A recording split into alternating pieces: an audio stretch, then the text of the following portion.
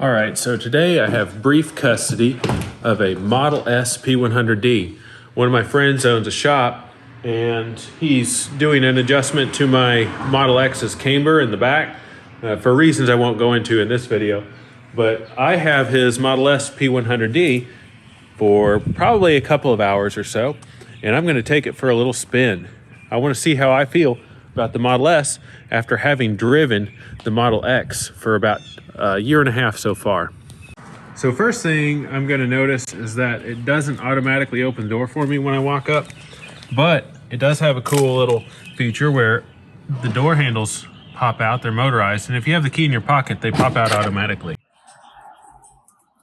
He's got a pretty sweet setup in here with his LEDs. I like that. I don't believe that's factory. This guy has a lot of cool stuff that he can install in Teslas, and I might have to get some of this LED action here. That is neat.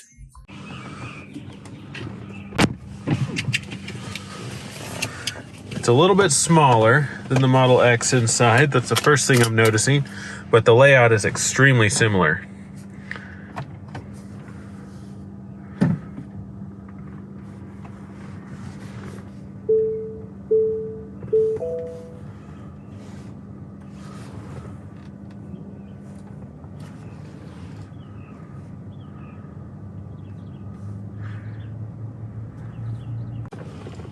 All right, so first impression, I am so much lower to the ground right now. This was just hugging the ground. Like, I feel like I'm in a sports car. And the ceiling, while still plenty of headroom, is much, much closer to my head. And the geometry of my legs here is very different as well. I'm not sitting up as high vertically. Another thing, he has regular autopilot, so is not able to activate autopilot on city streets. And I have the FSD beta. Pretty sure regular FSD doesn't work if there's no lane lines here anyway, if I recall correctly. I'm doing my best to get a good impression of what the visibility is like from first person view here by holding my camera up right next to my head, right where one of my eyes is actually. But this is what it looks like. This is the sight picture of driving the Model S, as accurate as I can make it and still be safe here. And it's much, much lower than the X, but it's still fine. You have plenty of visibility. This A pillar here isn't too big of a blind spot. That's often an issue with high performance vehicles, is a blind spot in the A pillar, but this one's pretty good. So that's why I hear his fan running. He has it in Ludicrous Plus mode. So I'm going to actually do a little bit of an acceleration. That is pretty freaking awesome, actually. So let's see what Ludicrous Plus looks like here. We got a little gap in the traffic. Let this guy move ahead a bit and punch it. Oh my God. That's hardcore. That's pretty awesome. I better put this on the charger when I get back, just because I probably burned off some of his juice. Yeah, that Ludicrous Plus launch, that was pretty good. That felt a little faster than the X, but again, I don't put mine in Ludicrous Plus like ever, so maybe I should check that out. But damn, that's sweet. All right, heading back. I don't really want to take this out for too long. I don't know what other errands he's got, and he's at about he's got it on miles on his battery, so it says 141 miles. It's probably about 45% charged or so.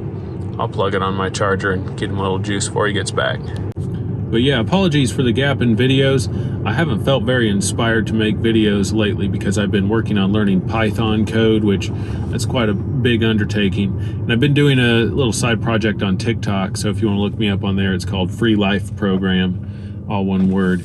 But that's totally different content than Tesla stuff. But I'm going to Austin in the middle of next week. I don't have a Cyber Rodeo invite yet, but I do hope to be somebody's plus one, and I will at least be going to TeslaCon. I'll be making a video or 3 for that event as well, so pumped to bring that to you. But before I plug it in here, I'll get some cool B-roll footage of this Model S P100D. I think it's a really good looking car personally, so I'll get you some sweet B-roll here in my driveway. Love y'all. Thank you so much for watching. Thank you for subscribing. let me know if there's anything that you have questions about.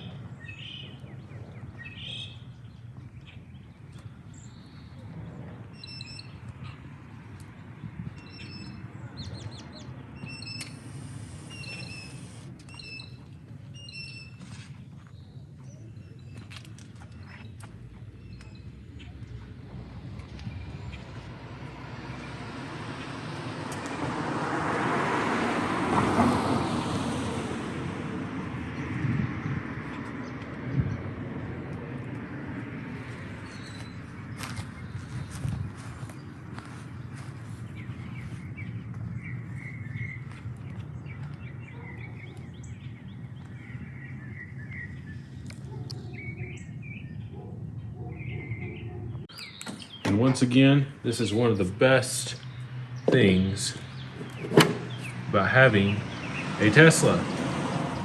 You get to start each day with a full tank, and it costs like less than $10 for a full charge, and you hardly ever even need a full charge, so maybe $1 or $2 a day of driving at most.